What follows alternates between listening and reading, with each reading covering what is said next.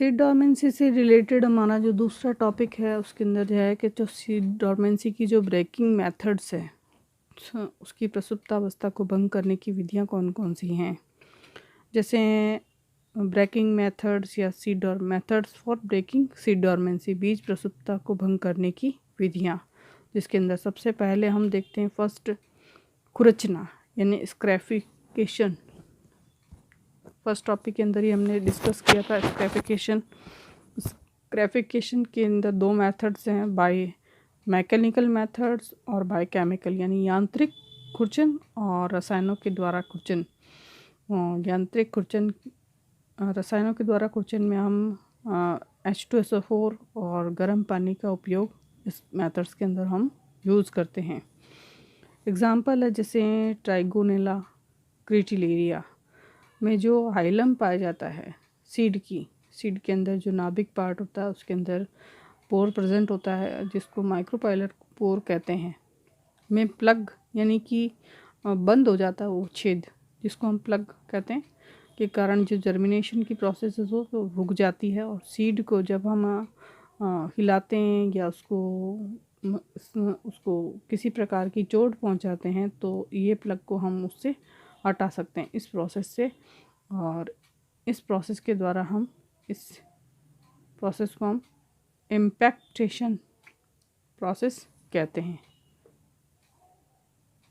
इम्पैक्टेशन process कहते हैं। Second जो इसके अंदर प्रोसेस आता है उस प्रोसेस के अंदर आता है चिलिंग ट्रीटमेंट यानी शीतन प्रभाव,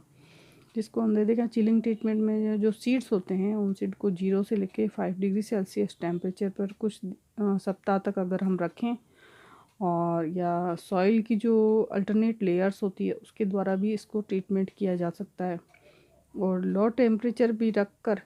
जिब्रेलिन कंसंट्रेशन की बढ़ाकर भी जर्मिनेशन इसके अंदर कराया जा सकता है। सीड के अंदर जर्मिनेशन इन मेथड के द्वारा किया जा सकता है। इसके अलावा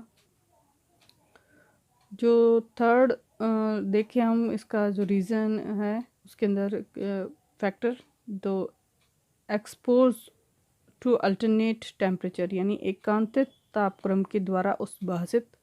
सीड को उद्भासित करना या एक्सपोज करना। जैसे एग्जांपल है रूमैक्स है, सिप्रस के जो रूमैक्स सिप्रस का जो सीड है उसकी जो हाई और लो टेम्परेचर बार बार कुछ अंतराल से उसको दिया जाता है और ये जो टेम्परेचर का जो डिफरेंस होता है वो 10 डिग्री सेल्सियस से ज़्यादा नहीं होना चाहिए, वरना जो सीड है वो अपनी जर्मिनेशन कैपेसिटी को डिस्ट्रॉय कर देता है। तो इसमें जो प्रोटोकॉम जो होता है वो रिसाइकलिंग, जिसमें फाइटोक्रोम रिसाइकलिंग का वर्क किया जाता है, जिसमें फाइटोक्रोम रीफाइटोक्रोम के अंदर परिवर्तित हो जाता है, रेड इंफ्रारेड रेड में परिवर्तित हो जाता है और जर्मिनेशन की कैपेसिटी को इंक्रीज़ करता है। तो जो फोर्थ कॉज इसके अंदर आता है जो ब्रेकिंग का जो सीड डॉर्मेंसी की ब्रेकिंग का जो कॉज आता है वो है प्रेशर।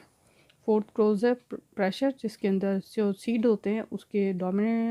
डॉर्मेंट सीड या प्रसुप्त बीजों को लगभग 18 से लेकर 20 डिग्री सेल्सियस तापमान पर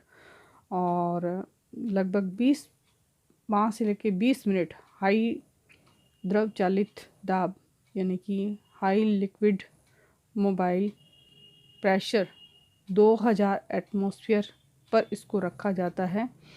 तब इसकी जो डॉर्मेंसी होती है उसको ब्रेक किया जा सकता है और उन सीडों को हम ग्रो कर सकते हैं। इसका एग्जांपल है जैसे मेडिकेगो सेटाइवा, इस तरह की बीज का हम यूज़ प्रेशर टेक्निक से इसकी डॉर्मेंसी को दूर करने के लिए इस टेक्निक का यूज़ हम यहाँ पर करते हैं। जो फिफ्थ तरह की जो डॉर्मेंसी की जो ब्रेकिंग की जो मेथड दिखाई गई है वो प्रकाश के द्वारा यानी रेड फाइटोक्रोम, और ये होता है साइटोसाइनिन सिंथेसिस को इंड्यूस करके प्रेरित करके भी हम जर्मिनेशन की प्रोसेस को हम स्टार्ट कर सकते हैं। इसी तरह सिक्स्थ फैक्टर्स के अंदर आता है ऑक्सीजन की कंसंट्रेशन को इंक्रीज़ करके भी जो सीड की जो जर्मिनेशन कैपेसिटी है उसको बढ़ाया जा सकता है और उसकी डॉर्मेंसी को ब्रेक किया जा सकता है। सेवन्थ है यूजेस ऑफ ग्रोथ रेगुलेटर्स, यानी वृद्धि नियंत्रकों का उपयोग करके भी हम सीड की डोरमेंसी को ब्रेक कर सकते हैं। जैसे एग्जांपल है जिब्रेलिन है या इथाइलिन क्लोरोहाइड्रीन ClCH2CH2OH या थायोयूरिया NH2CS NH2 और साइटोकाइनिन KNO3, ये सब सीड के जर्मिनेशन को प्रेरित करते हैं और सीड की जो डोरमेंसी होती है उसको ब्रेकिंग करने का काम करते हैं। नेक्स्ट जो टॉपिक आ जाता है उसके अंदर हम आते हैं जो मैकेनिज़्म और डोरमेंसी,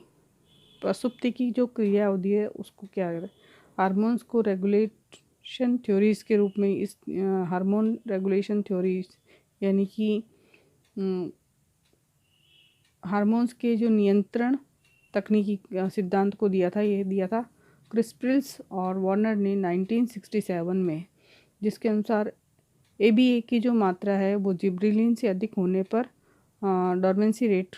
इंक्रीज हो जाती है। यानी कि जब हम जिब्रेलिन के द्वारा सीड्स को ट्रीटेड करते हैं कंसंट्रेशन से, तो जिब्रेलिन के सीड्स के अंदर जर्मिनेशन पावर बढ़ जाता है। लेकिन अगर एब्सिसिक मास हार्मोन्स उसके अंदर प्रेजेंट्स होता है तो वो डोरमेंसी उसकी इफ़ेक्ट करती है और डोरमेंसी बढ़ जाती है और जर्मिनेशन पावर जो होती है उसकी घट जाती है। नेक्स्ट जो अगर हम इसका मेथड देखें तो है टेम्परेचर और ऑक्सीजन इंटरप्ले थ्योरी, तापमान और ऑक्सीजन की पारस्परिक क्रिया, जिसके अंदर हाई टेम्परेचर और लो ऑक्सीजन जो है वो